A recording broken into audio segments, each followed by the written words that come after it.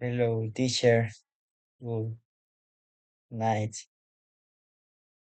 My name is Christian Gonzalez. My everything experience. When I was about 10 or 11 years old, I was at my grandfather's house in the countryside. Countryside. I really wanted to read a horse, but my family didn't want to let me because it was my first time.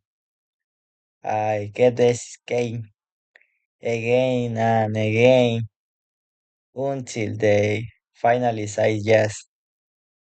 At first, everything was fine, but suddenly the horse started running very fast and did want to stop.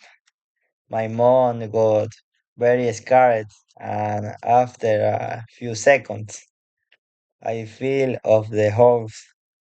I rolled on the group, but luckily nothing bad happened to me. I just got a few small hits.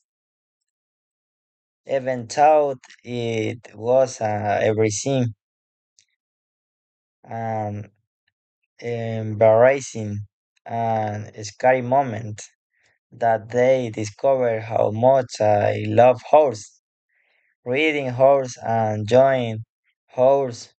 Horse reading are favorite my hobbies. Thank you very much.